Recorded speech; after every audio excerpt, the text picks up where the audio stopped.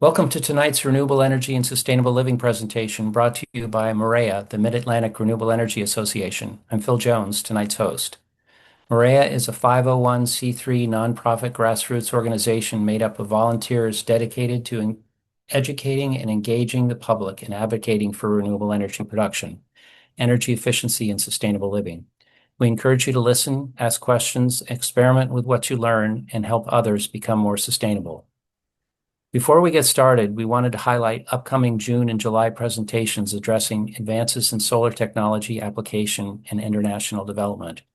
On June 30th, Villanova University professor Pritpal Singh will share solar considerations, technology, and the opportunities they offer to springboard development internationally. On July 28th, commercial and residential solar application engineer Gil Jones will examine how technology, manufacturing, and application experience have improved solar performance, reliability, and cost from a world-leading industrial supplier perspective. On a local front, solar continues to find new avenues despite our federal government. Recently, Pennsylvania passed legislation allowing community solar in Pennsylvania, an opportunity for people unable to install solar on their own to use solar-powered electricity. This legislation will be enabled at the end of the year, and we'll have more information as we learn in coming presentations. For those who are interested in installing solar on their own homes, solar facilitators are now active in Pennsylvania to assist with the questions, concerns, and logistics of acquiring solar.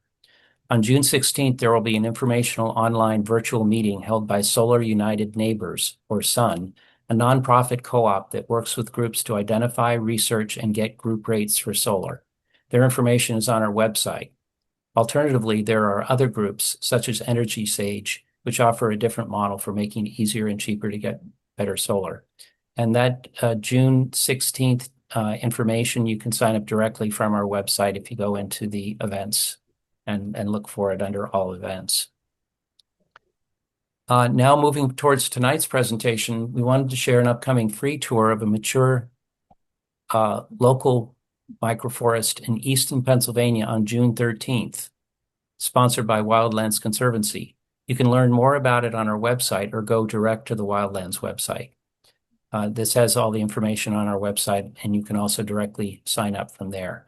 This microforest is also available during daylight hours for self-guided tours and is well worth the trip. We recently went there this past weekend. The trees are spectacular. And now for tonight's presentation. During the presentation, please mute your microphones. You can enter questions or comments into the chat box, which our speaker will address at the end of her presentation. And if we have Chuck back, do we have Chuck back? You do. Okay. Ooh. We're now turning it over to Chuck to introduce our speaker tonight. Good evening. It's my pleasure, after rebooting my computer, to introduce Marian Glenn. Marian Glenn is a professor of biological sciences emerite at Seton Hall University, where she was active in establishing the interdisciplinary major in environmental studies. As a forest ecologist, Dr. Glenn studied symbiotic fungi and lichens as indicators of environmental health. She and her students helped monitor forest regeneration in deer exclosures in a local forest reservoir. She was also active in her town in many capacities. As chair of the Environmental Commission, she helped establish a community vegetable garden and participated in installing 4 rain gardens on municipal properties.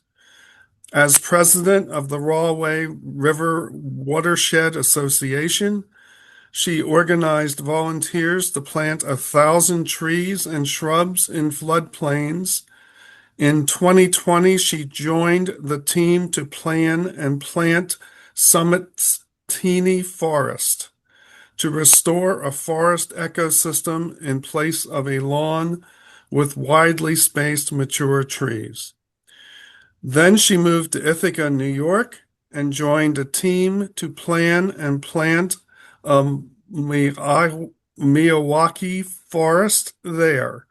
She set up this website, which she is going to refer to in her talk, thesoilfactory.org.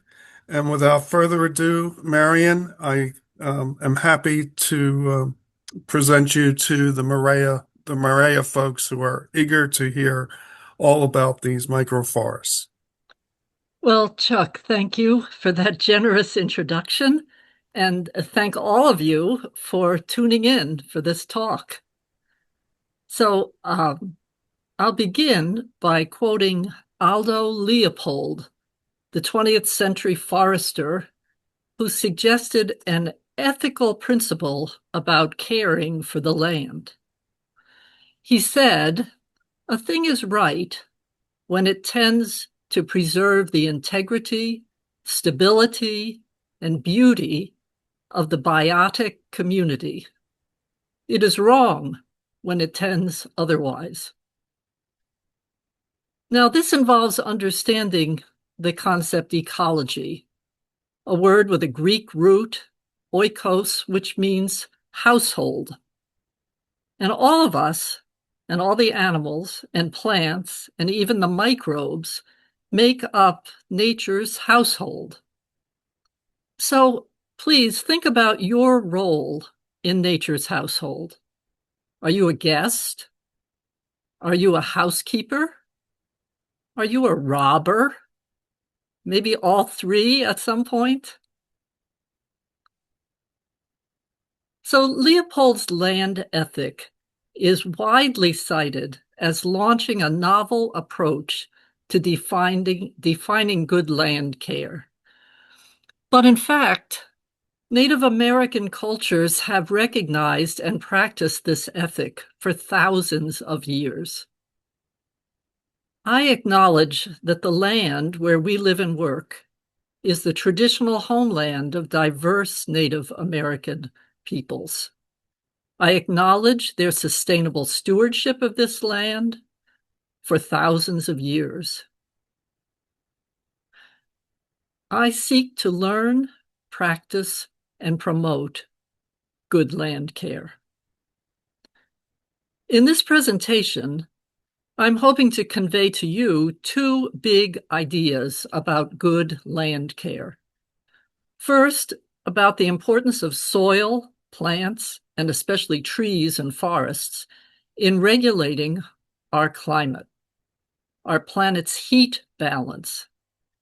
And second, how you can enhance your community by planting a mini forest of trees and shrubs that are native to your region. So let's get started by sharing my screen.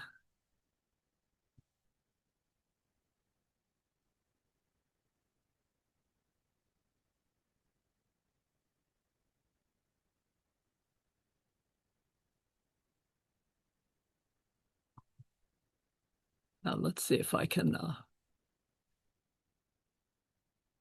there we go. I think most of you have seen this wavy line that describes the concentration of carbon dioxide at the top of Mauna Loa in Hawaii. It goes down in the summer when the leaves are removing carbon dioxide, and then when the leaves fall off in the winter, it goes up a little more each year because the plants aren't able to keep up with what's being released into the atmosphere.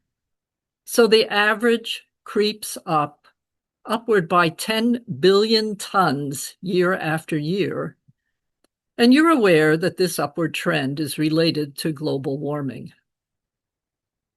You're aware that stop burning fossil fuels has been the rallying cry for decades to reduce that extra 10 billion tons that nature hasn't been removing in order to slow down global warming. Whoops. And you're probably aware that carbon dioxide is continuing to rise year after year, even as we applaud the growth of renewable energy to replace fossil fuels. Here's another graph to think about. It shows that carbon dioxide in white and temperature in red are correlated with each other. But the green line also shows a correlation, and that is the rate of deforestation. 13 times the size of France every year is deforested. Forests are chopped down. Also, this line is correlated with global population, the yellow line. So statisticians remind us that correlation does not necessarily mean cause and effect. To find cause and effect, we have to have independent evidence. Now, carbon dioxide is known to be a greenhouse gas, a gas that causes warming in the atmosphere. So it's logical to attribute global warming to the rise in carbon dioxide. And ever since Jimmy Carter in 1978 assigned government scientists the task of modeling global warming, greenhouse gases such as carbon dioxide and methane and a few others have been the basis for mathematical modeling of global warming. But it was very well known that water vapor is Earth's most abundant greenhouse gas, and that water has a very high heat capacity. It can carry a lot of heat. Nearly all the heat dynamics of the planet are related to water. But water is so widespread and so variable that it couldn't be reliably modeled mathematically.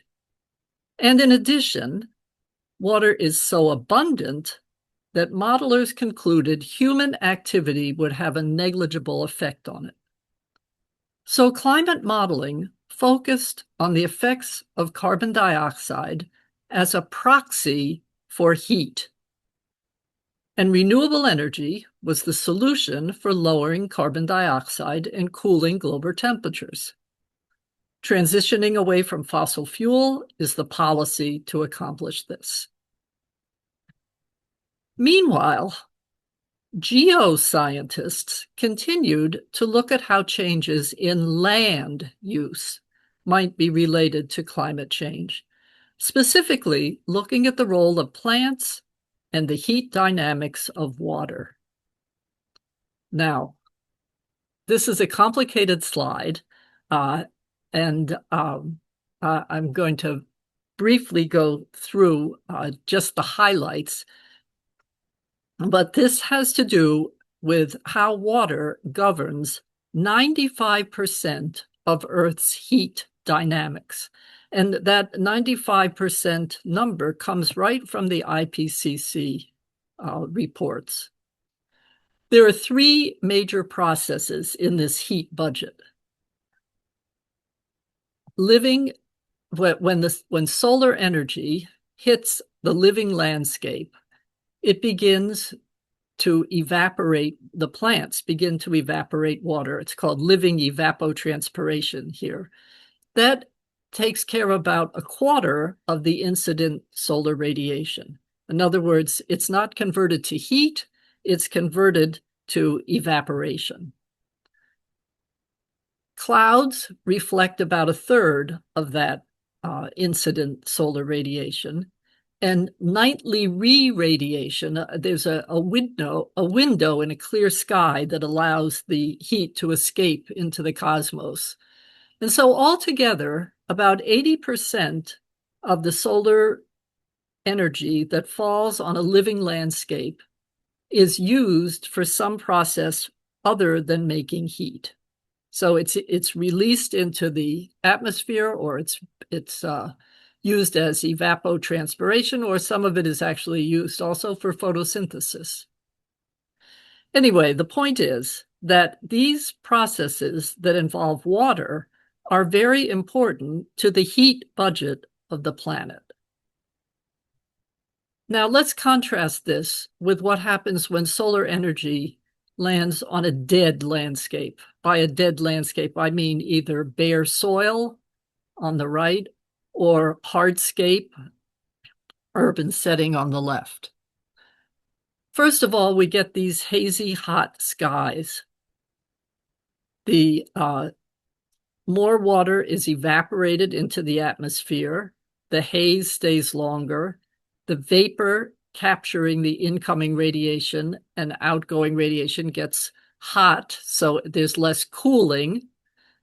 There's no nighttime re-radiation windows because of all the haze, and you end up getting much bigger storms rather than just a gentle rain. When the rain does come, the soil is dead, and so it can wash away. It doesn't absorb the water. There's floods. The environment is drier, so fires are larger. And there's even research showing that when the soil dries out, this contributes to sea level rise. Oxidizing organic matter, in other words, it begins to rot, and then we end up with nutrient deficient food, which is not really what we're talking about, but it's another problem that happens. So you can see that this biophysical model of solar radiation behaves quite differently when it encounters a dead landscape as opposed to a living landscape. So we've got two branches. I'm just going to, whoa, how can I do this? Can you all see there we go. There are two branches of climate solutions that I'd like to talk about. The atmospheric models, which are globally focused, slow acting, and these are the models that help us to reduce carbon dioxide and methane. The transition to renewable energy, conserving energy, and reducing the burning of fossil fuels is the route to moderate global warming in that solution. The biophysical models are locally focused and fast acting. So you get an immediate effect when you vegetate the landscape. It immediately creates shade, and evapotranspiration creates cooling. We reduce the surface heating immediately. And so the idea here is to revegetate degraded land to restore the soil water holding capacity and the water recycling. And the policy would be reforestation and regenerative agriculture. This is what this biophysical model is what I would like to discuss tonight. This is the big idea.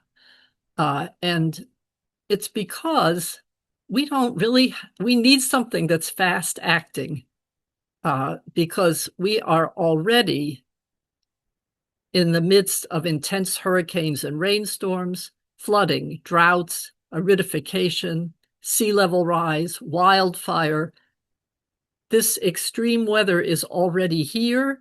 And notice that each of these events is related to water. Hurricanes, rainstorms, flooding, droughts, sea level rise, wildfire. These are all part of this water-related warming and climate activity. Here's a cartoon that kind of summarizes, Rob DeLate's cartoon summarizes, here we are, the crowd of people about to go over the cliff with this current climate story that climate change is caused by greenhouse gases. It's simple, but it's incomplete. The complex story, the new climate story, is that climate change is caused by greenhouse gases, yes, partly, but also destruction of the biosphere.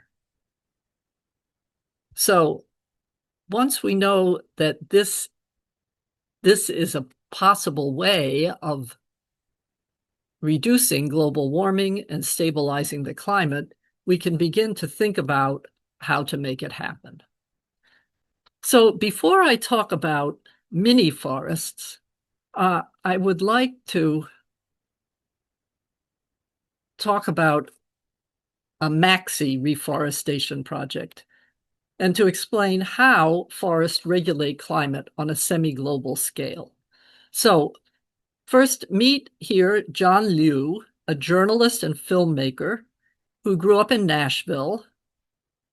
The World Bank asked John to document the Loess Plateau Watershed Rehabilitation Project. This is what the watershed looked like in 1995. And I'll let John explain it here.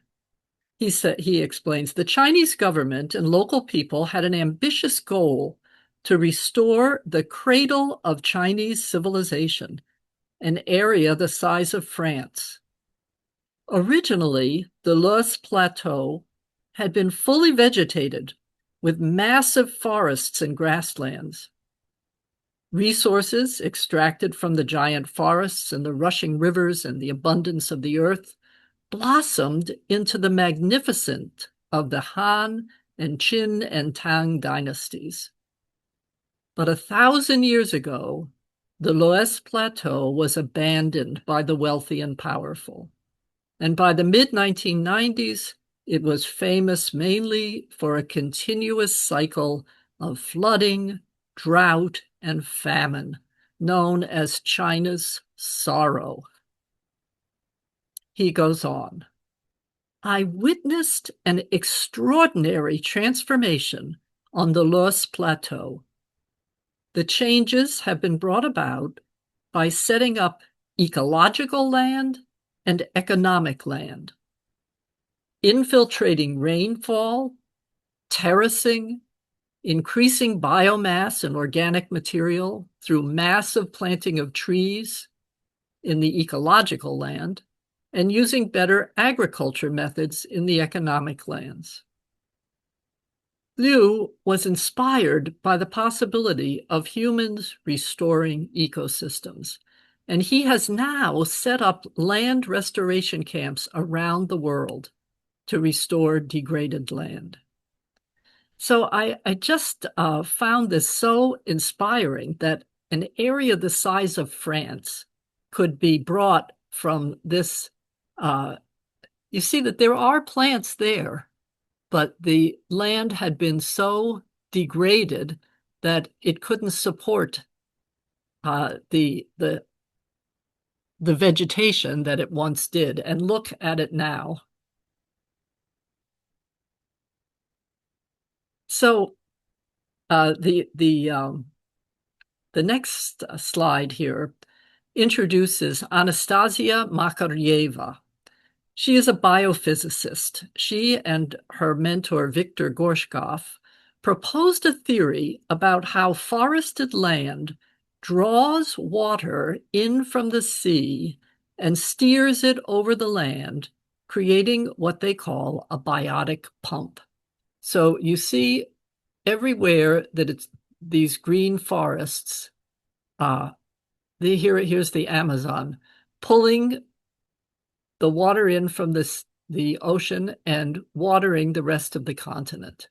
It happens here in Africa. It happens across Russia. They were studying in St. Petersburg, so these were the rivers that forests they were studying. The theory seemed far-fetched. And it wasn't until the esteemed British physicist Peter Bunyard tested the theory experimentally and found a pressure drop sufficient to account for the trade winds. So the theory says that as water from the sea, the moisture from the sea condenses, it creates a partial vacuum, a low pressure area, and that creates a breeze, a wind. And as long as the forest is intact, it's propagated across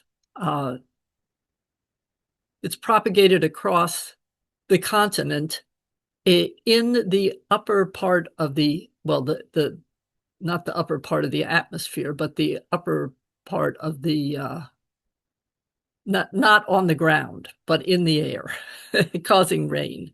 So these are what we call the flying rivers. And, I had never heard much about flying rivers until recently, but it turns out that they're present all around the world wherever there are coastal forests. So forests, as Rob DeLate says, forests are the irrigation organs of the planet's continents, and tropical rainforests are the cooling organs of the planet. 80% of China's rain comes from the west, thanks to a trans-Siberian flying river. And the Amazon's flying river provides 70% of the rain for southeastern South America, which unfortunately has been diminishing year by year because of the deforestation in the Amazon. The disruption of the water cycle, soils, and vegetation have enormous impacts because most desertification has been caused by human land use change. So here it is again, land use. Hart Hagen is a journalist who specializes in communicating complex ideas in understandable language. And here is his take on the benefits of a forest. A forest is a sponge. It absorbs water. It's a cooler because of evapotranspiration. One average tree, is the equivalent of 2 room air conditioners in the amount of cooling that it can produce through evapotranspiration. It's a windbreak. It's a filter. It's a humidifier and a biotic pump, as we saw. A heat bank, so it moderates the temperature. A canopy over the soil, and a habitat. When it comes to what we can do to support Earth's ecological health, planting big trees in a park or along a street is a good way to start. But planting a diversity of saplings close enough to make a mini forest is better. But the best is to protect a natural forest that's already there. Now, you may not have a mature forest to look after, so tonight we can think about creating a mini forest.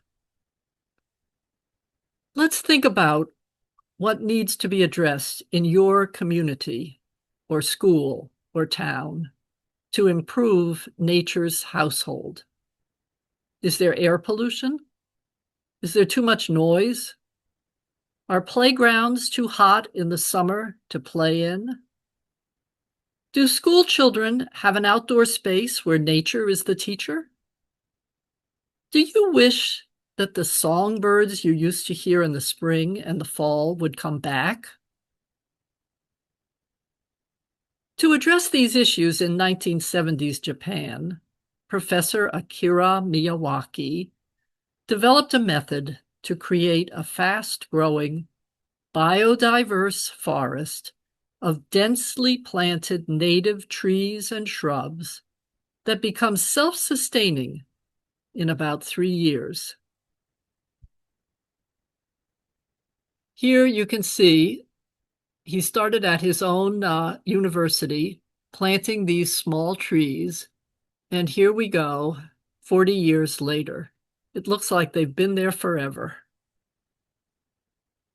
So, starting at his own university and working out the method, he then went to spread this method to corporations to heal the degraded land around their industrial sites and to reconnect the workers and their bosses to the beauty of nature. Planting Day was a festival when everyone in the corporation, from the CEO down, dug holes, and put the trees that they had grown from seeds into the ground. Some of these companies were multinational, and Dr. Miyawaki organized a planting day at a Toyota factory in India. Subhendu Sharma was an engineer there, and he was so taken with the idea that he left the car factory and became a forest engineer. His company spread the Miyawaki method around India and all the way to Europe. In 1922, the young American ecologist Hannah Lewis brought the Miyawaki forest revolution to North America.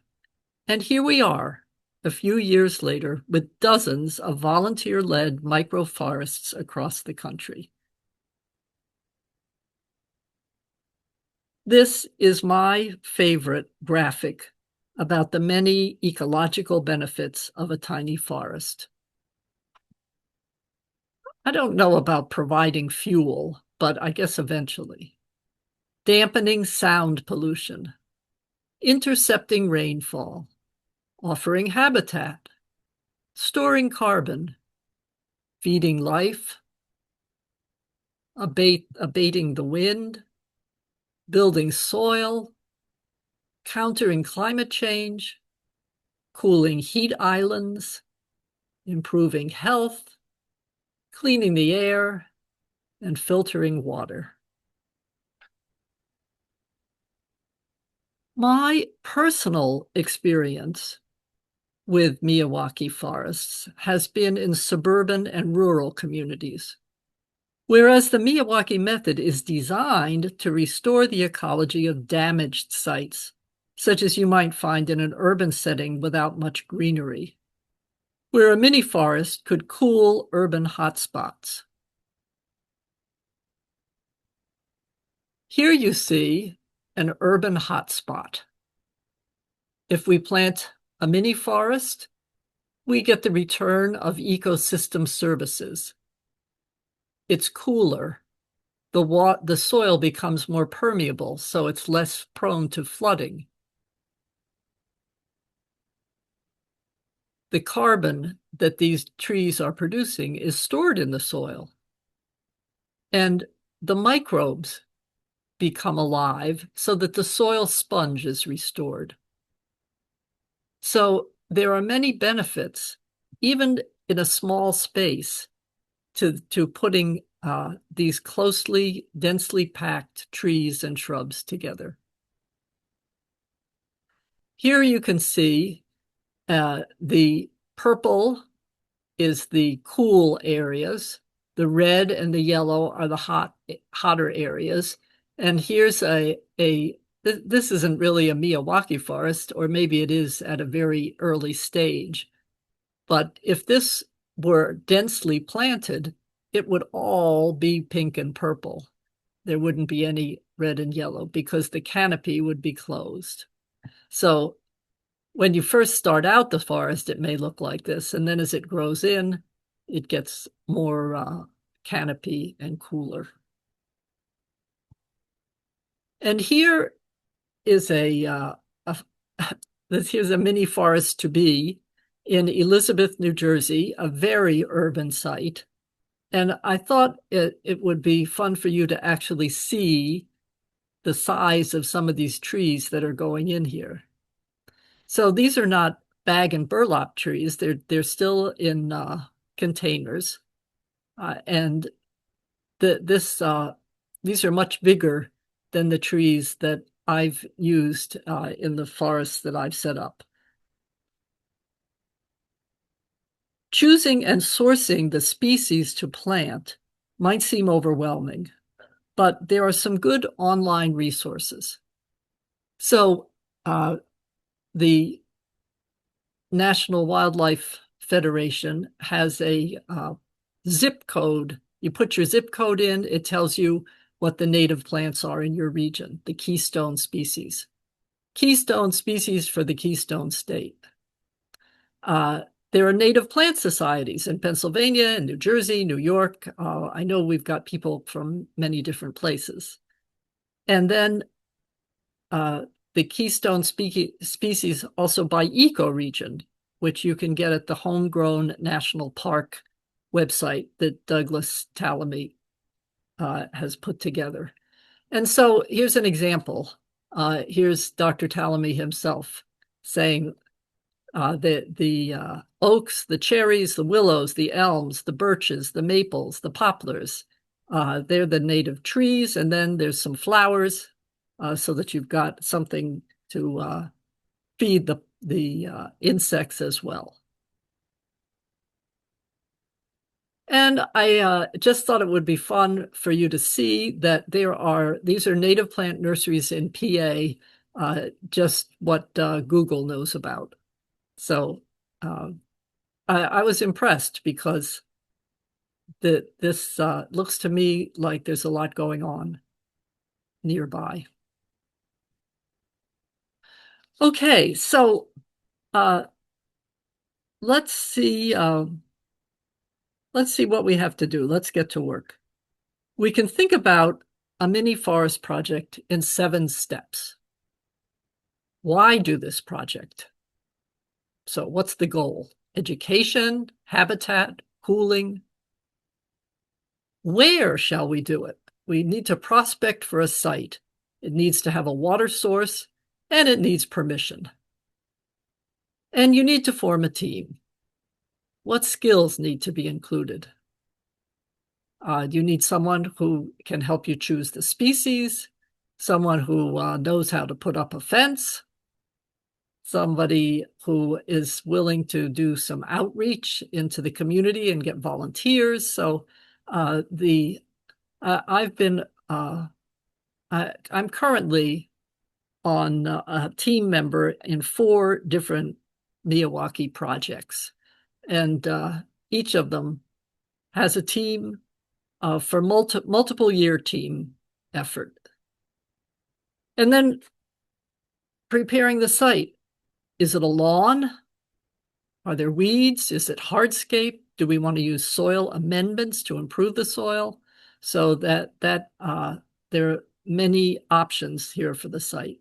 And choosing the species, you can choose them theoretically, but then you've got to source them. You've got to find someplace where you can get those species. Organizing the planting day, which is usually a festive time. Volunteers love to plant trees, but you need to have some coaches so that people go away knowing that their tree will survive after they've planted it. And then it takes a couple of years of maintenance before this mini forest becomes self-supporting. So you need to know who is going to be the forest guardian and be responsible for stewardship. So as I said, I'm currently involved in 4 different Miyawaki projects. And I thought I would take you through 2 examples so that you can get a sense of what these 7 steps are like. So this is a photo essay that I think was part of it, at least, was posted on your website. We did this project entirely with volunteers and for under $1,000. Our team had a landscape architecture student who designed the planting and also got us a small grant to buy some of the plants. The owner of a native plant nursery was on the team, and she helped us choose the species.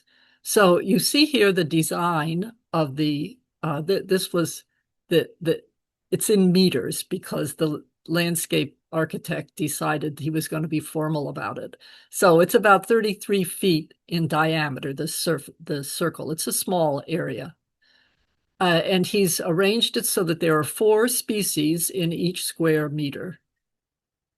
There's 16 native tree species and 6 native shrubs.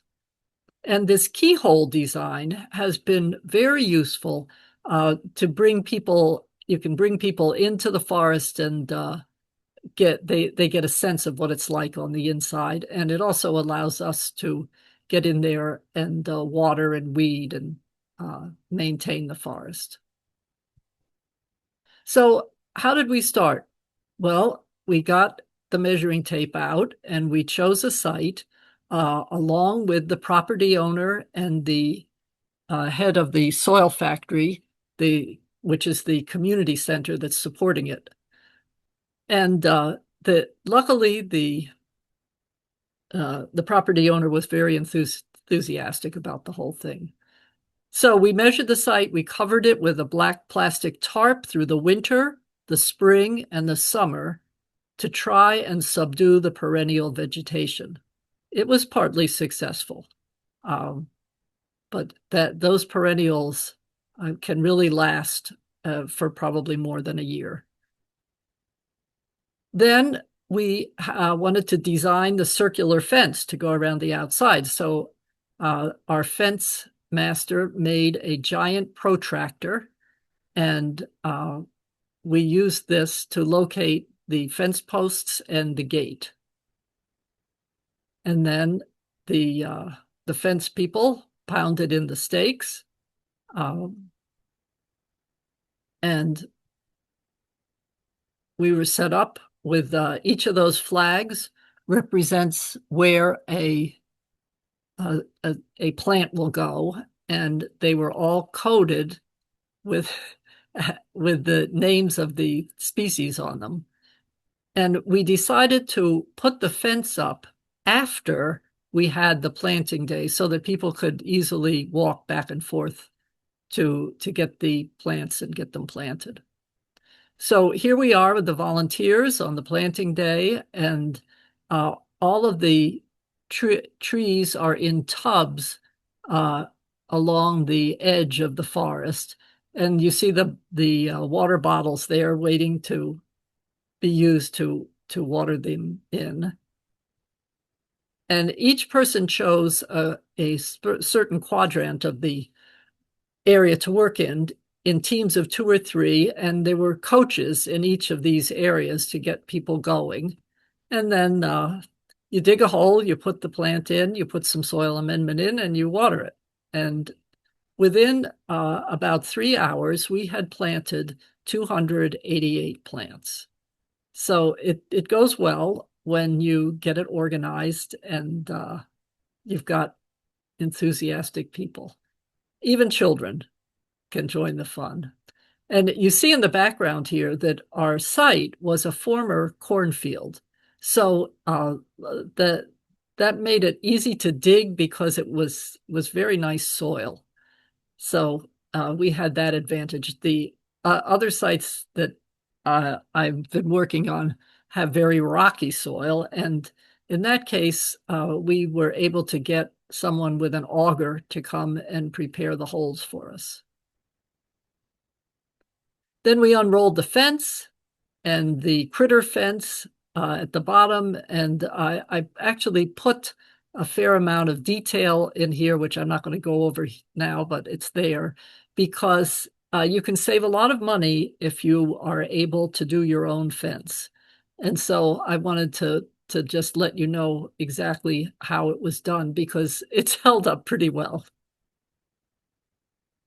And then we finished it off by putting cardboard between the plants and mulching it with wood chips. So that was the second forest, the one in Ithaca, and this is the first tiny forest that I participated in Summit, New Jersey. And this one was completely different. It was a larger area with 5 mature trees around the edge. You can see 1, 2, 3, 4, 5. And here they're leafed out. 1, 2, 3, 4. There's one back here.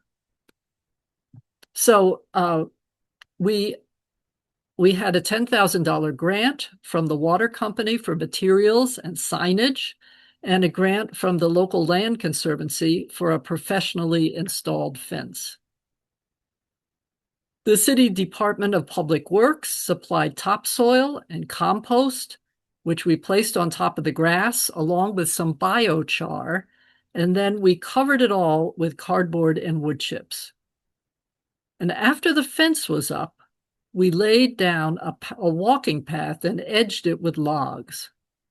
There was no landscape architecture student to design a planting scheme. So we did not have a prescribed planting plan. And in fact, we had several planting days as plants became available. And so what we did is just told people to plant them at least 2 or 3 feet apart. And you can get a sense of that from these early pictures. This was not as densely planted as the one in Ithaca because it was a bigger space, and we didn't have the total number of trees that Miyawaki would have. But you can see that the canopy closes pretty quickly anyway. The city forester used his auger to make the planting holes, and the weeding was quite intense for the first 2 years, and it's now tapering off. So you can see in this picture the growth after after this is in the beginning, after 1 year, and then after 2 years. A word about soil amendments. Miyawaki was dealing with very degraded soil, and he replaced it with fluffy organic material and fertilizer. If you're planting in a lawn area, it's probably not necessary to amend the soil at all because we're using native species. Just cover it for a year with black plastic or cardboard and wood chips. If you're removing hardscape, you have to fluff up the soil and amend it with compost or replace the soil with topsoil. And here you can see this is Mercy University in Erie, PA, where they wanted to remove the turf so that they didn't have grass interfering, and then they put a nice rich compost mixture in place of it. So that's another option. At Rutgers University, about a month ago, they revegetated a roadway from World War II that was no longer used. And about a year ago, they removed the surface and excavated and fluffed up the soil.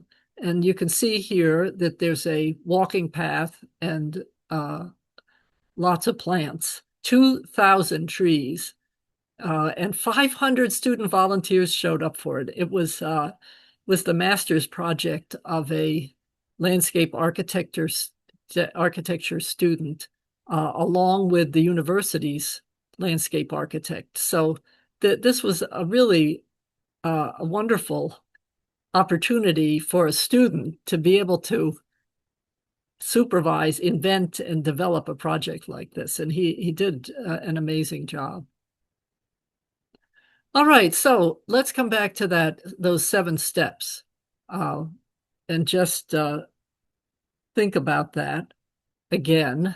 Do you get a sense now of what a project might do, how to prospect for a site, forming a team, how to prepare the site, choosing the species, organizing a planting day, and the weeding and maintenance is something that just has to be done. One thing you can do if this seems overwhelming is form a partnership. So there's a business called Plan It Wild, and they teamed up with the Aspetuck Land Trust in Connecticut to put 7 Miyawaki forests in 7 elementary schools. So the land trust had gotten us a grant from the state of Connecticut, and this company, Planet Wild, will actually do the installation. So a partnership is a great way to go if you've got the grant. But if you're going to try and do it yourself, here are some design ideas.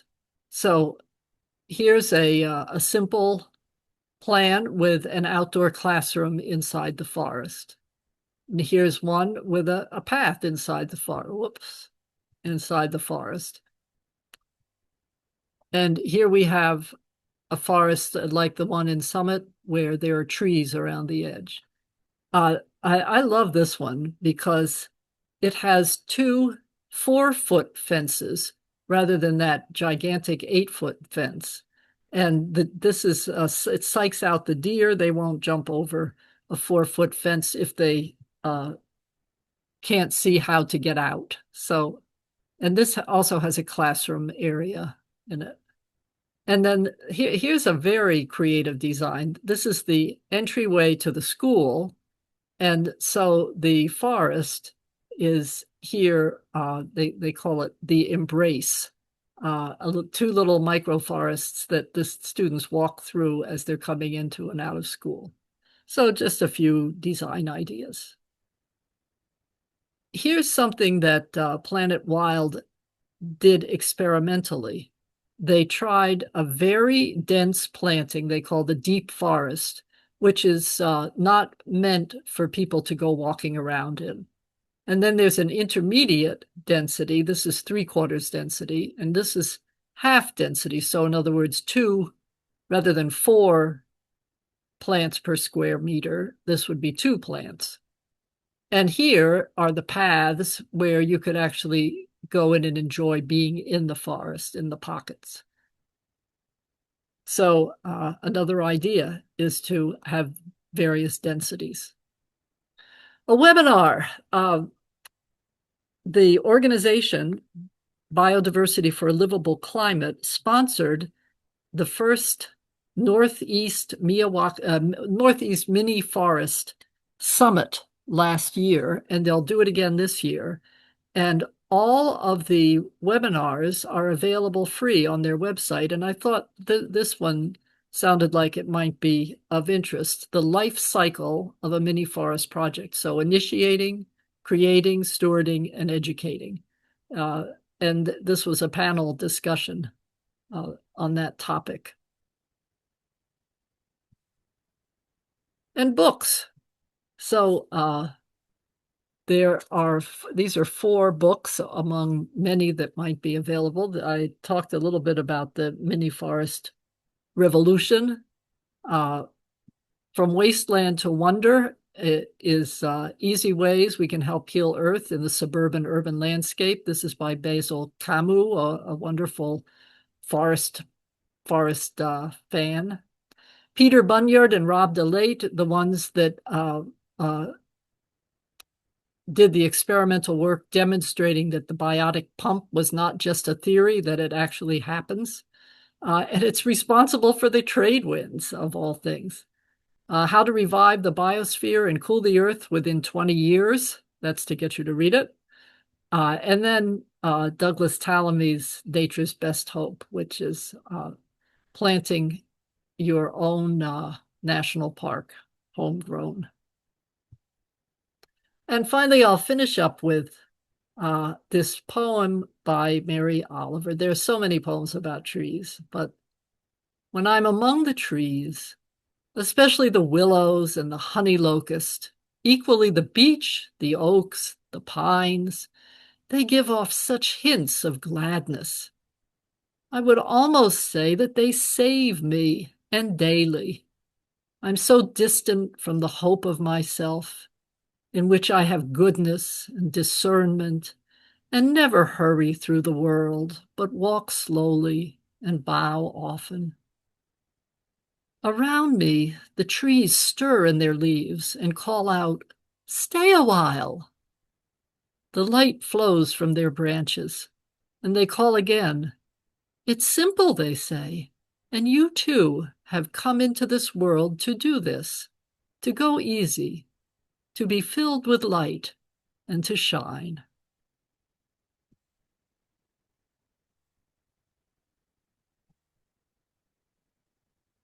So there it is. And Thank you so much, Marian. I'd be happy to take some questions if you're still awake. Yeah. I'm definitely awake. A lot to think about. A great deal to think about. Um, many attributes and advantages to bringing nature to the people, and I all the think it's things that are good that you mentioned. So we'll start with some questions. Joe, do you want to ask the first question? Sure. How large an area is necessary for forming the forest? okay. That is a great question, and it seems to be about 6 parking spaces. So that you the that one that I did in Ithaca is just about as small as you could go and really have a viable sense of a forest. That one is a circle which is 33 feet across. And there's this, I know though that people do it in their backyard with 20 trees, uh, stuck in 3 or 4 square meters. and the second part of that question is it okay to plant non-indigenous plants and trees? You know, you can do whatever you want, but if it's inspired by Miyawaki, his idea was to go back to the original, he calls it the potential natural vegetation. And the reason for that is that these are the species that are adapted to grow there without a lot of attention. So if you want to have a forest that takes care of itself, it makes sense to use the native plants. The other thing about native plants is that they are part of the ecosystem. The insects that depend upon them, the pollinators, they're really these are they're the members that have evolved in this ecosystem over thousands and thousands of years. So uh, here's a confession. When we set up the forest in Summit, someone had planted it was called red slippers. It was a red maple tree that very pretty, but it was not a native. Uh, I think it was a cultivar, but we left it. So, if I guess it's always a debate when you have some Norway maples growing on the property already. Do you cut them down because they're not native? And so this is a question. Good question. So, can you hear me? Yes. Okay. So the next question is, can you explain the need for fencing? Yeah. The need for fencing is because of deer and rabbits. And if you live in an area where deer are not a problem, you don't need fencing. So so far, I have not, as I say, my experience is suburban and rural, and that without a fence, we wouldn't have a forest. So was that was an issue when I spoke when I was on the environmental commission and was taking the show on the road to try and get people interested. They said, "Do you really want a fence in the middle of the town?" But in fact, those large black deer netting fences, uh, really you get used to it very quickly. So uh, Okay. I think the fence is necessary if you have the problem with deer. Okay. Eric and Shelley Nelson say we have a wonderful native tree nursery in Pittsburgh. Tree Pittsburgh, germinating acorn seeds from all local trees, lots of outreach programs in the community. So that's something that the Great. attendees may want to be aware of. Yeah, wonderful. And there's also a comment that the Chinese empress tree is rapid growing and has large CO2 absorbing leaves. I'm not familiar with that tree myself, but any comments on that? Well, yes. And, if you decide that that's what you want to plant, I'm not going to tell you not to, but it's not a native species. So it may absorb a lot of carbon, but it may not be useful to the insects and pollinators that are looking for a place to lay their eggs. Of course, I guess some people might think it would be fine not to have any insects on their trees. You may want to comment further on that, Marian. Uh-huh. Do you see the pollinators come back and the butterflies and just the whole environment start to Yeah. thrive with life that, students can walk out of the elementary school and actually observe Mother Yeah, Nature. it's true. And I've even started now working with the pollinator pathway people who plant not woody plants, but pollinator pathway people are more into what we call herbaceous plants, the ones that they're perennials, but they're not woody. They die back at the end of the season and then come up again. And that they so I think that it's possible to take this Miyawaki method and merge it with the idea of a pollinator garden and Hmm. really promote the butterflies and bees. Hmm. Okay, Tom Wilson would like to, he says, I know this is a tough question, but if I plant 4 trees per square meter, what is the ballpark cost of a project planted at that density over, and he didn't give a land Yeah, area. I'll talk about this. Uh, in New York and New Jersey, and I'm not sure about Pennsylvania because I tried to look it up and couldn't find it. You can get trees for $1 a piece from the state nursery. These are bare root trees that come in a packet of 25. And I don't know, maybe it costs $30 now, but when we were doing it, it was $25 for 25 trees. And so you say, yeah, but how long does it take for them to grow? But they're amazing.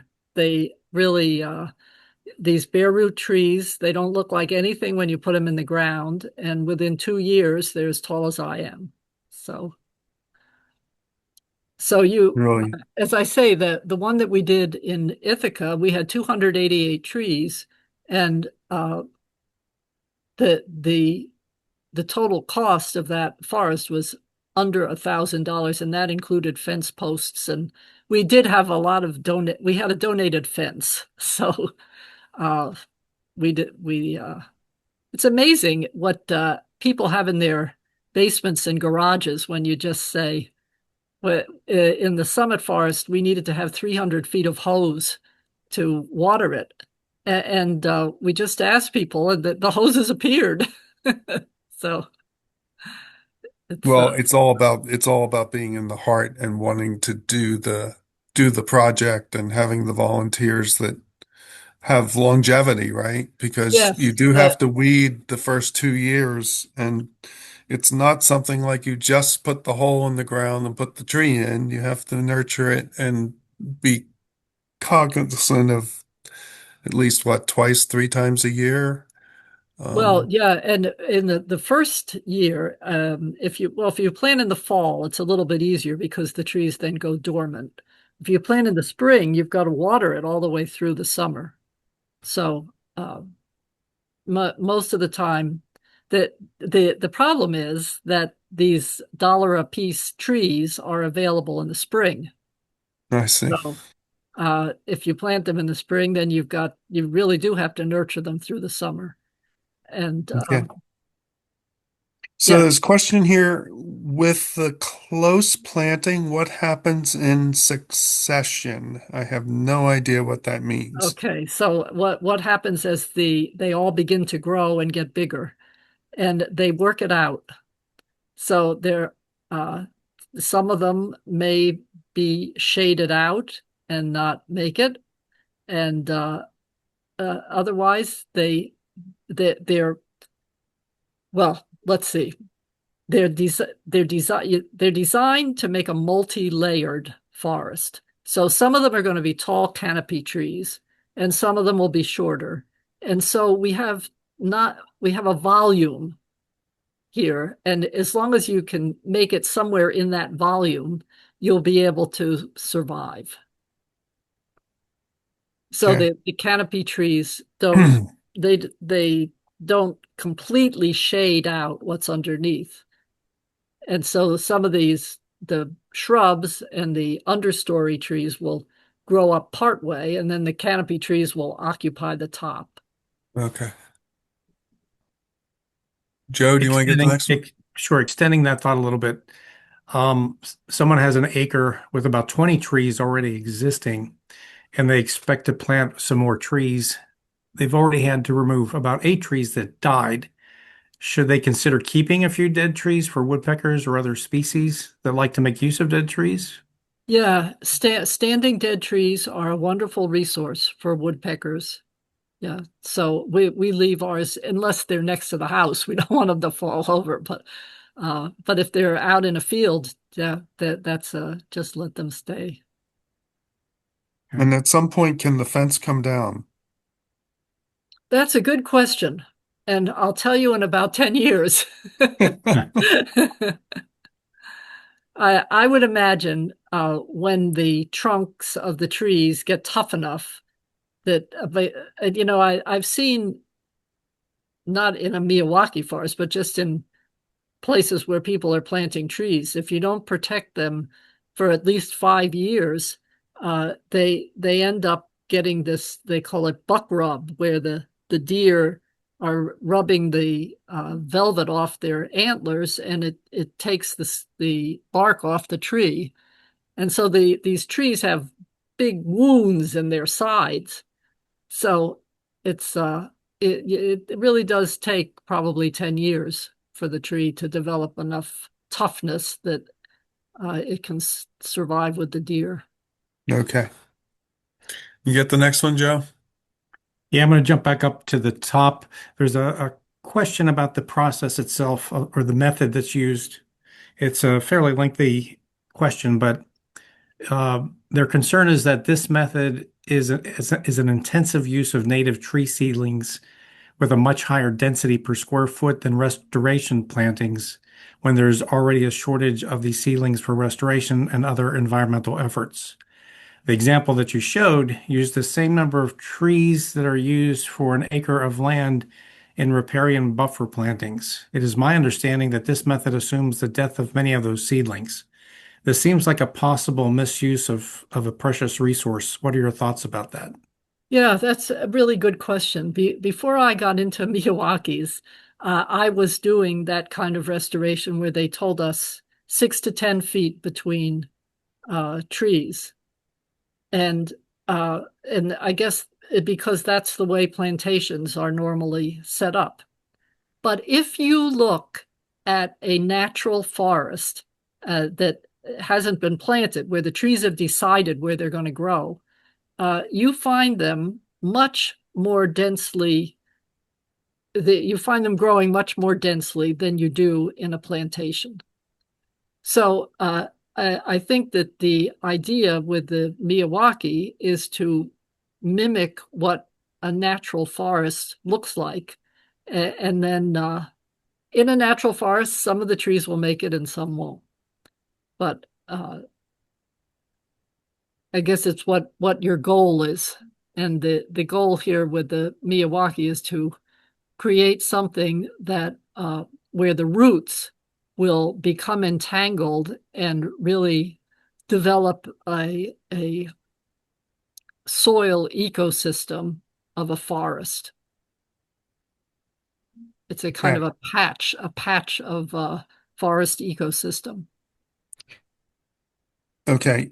Tom Paulitz is asking if utilizing non-native species, I would recommend checking to see that none of your trees are listed on the PA invasive species list. Bravo, I agree. So there's another comment. Rapidly growing non-native trees can become invasive Hmm. and be a real problem, not Yeah, only for the tiny forest, but also for the surrounding area. So supporting native insects is vitally important. so when we did the first one that I did, this was before the book came out, and so we were kind of flying blind, and we saw that you could plant sumac, and sumac is a beautiful has a beautiful color in the fall. So we put some in.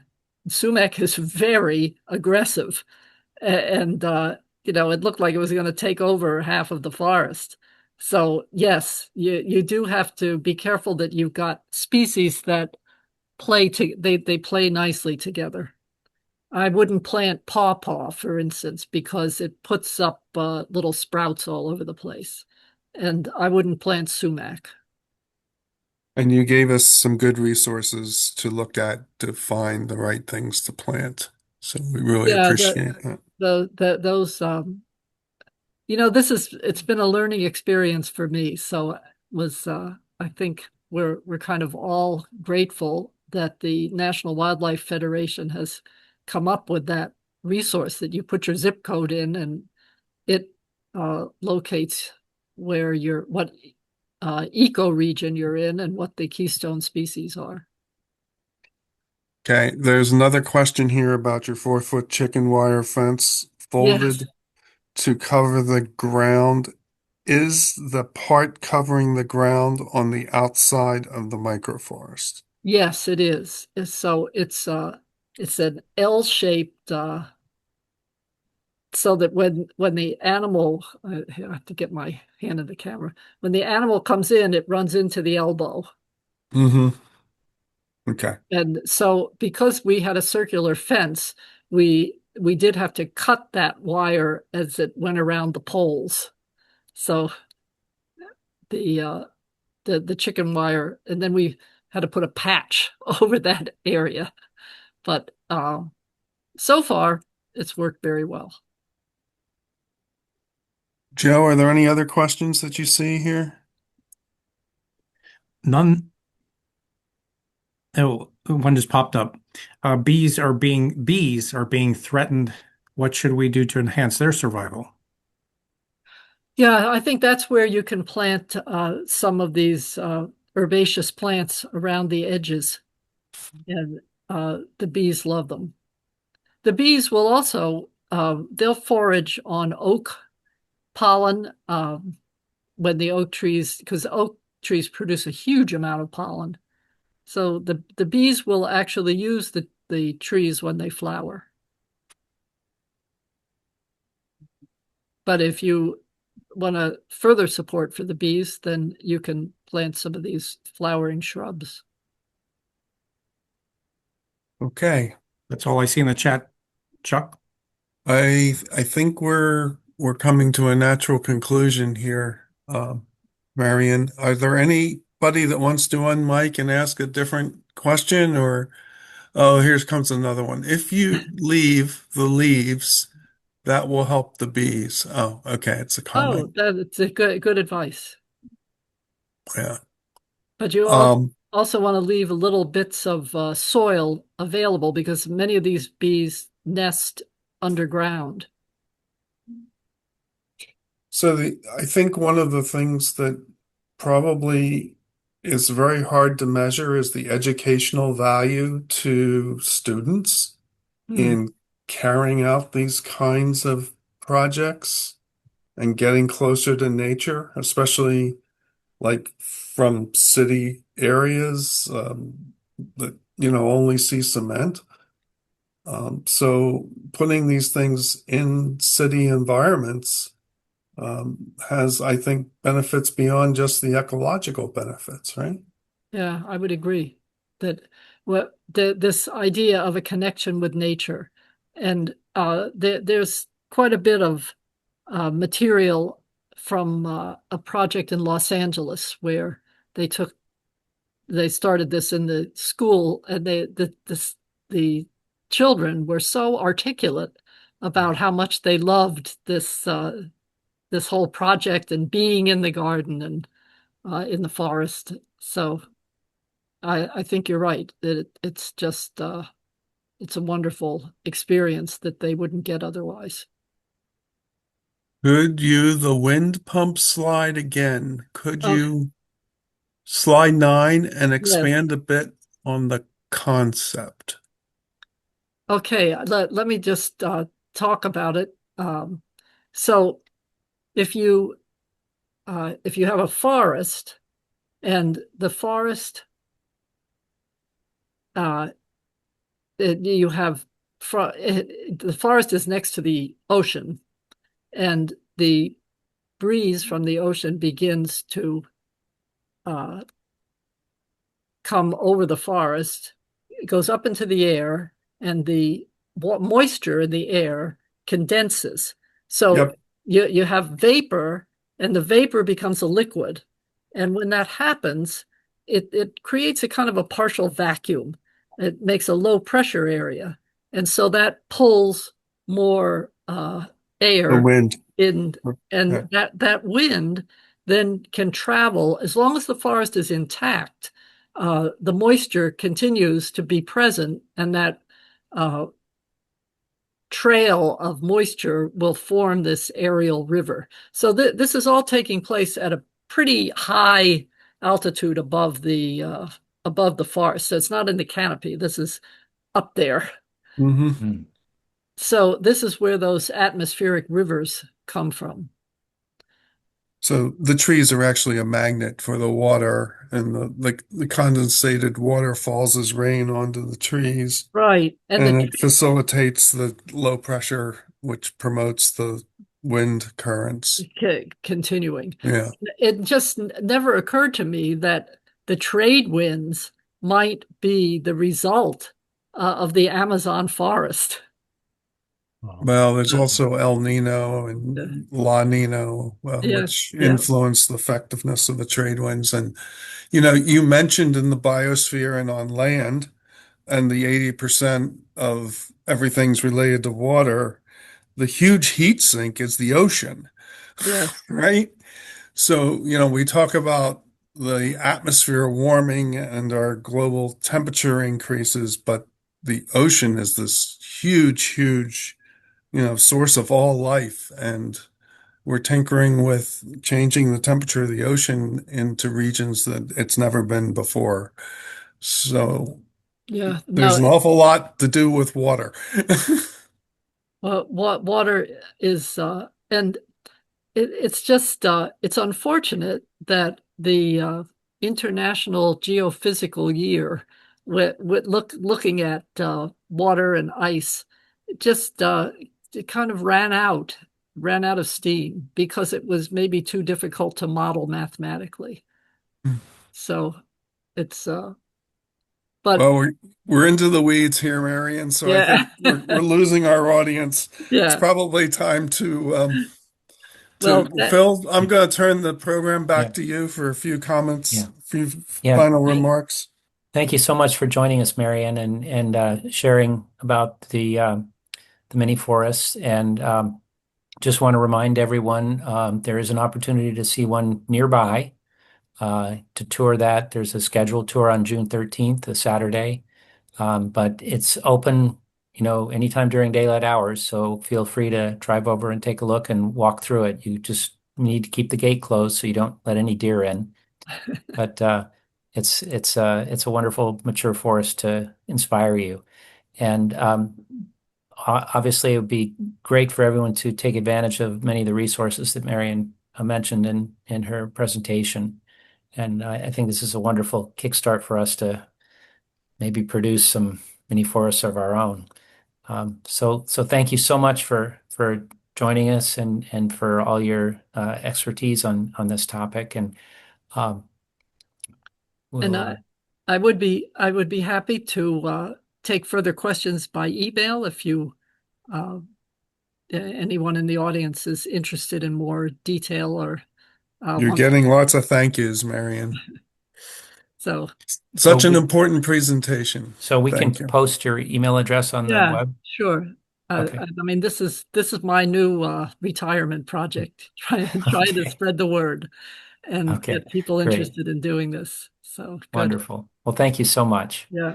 Yes, thank you. Thank you for inviting me. It's been a real pleasure too. Well, Thank we're you. we're happy. We're happy you could accept our invitation. Thank you. I learned a whole lot, and you're getting lots of thank yous here. So I think and you held the audience for almost the entire Q&A, and we had about 65 people. Mhm. So it was Well, great. It was excellent. thank you. Thank you, all the audience for tuning in, and it was a pleasure. Yeah, I'm getting all So, these hearts and yeah, I clapping. see it. That's wonderful. Thank you so much. All right. Good Thanks night. again. Well, Good night. thank you, everyone, and we'll look forward to seeing you on June 30th when we switch to the topic of solar. And that'll be Uh-huh. 2 parts in June and July. So look forward to see it. Look on the website for information on those and the other meetings on there. And we look forward to seeing you. And feel free to email us at hello@themaria.org if you have questions, comments, or need information. Thanks so much for joining us, everyone, and have a good night.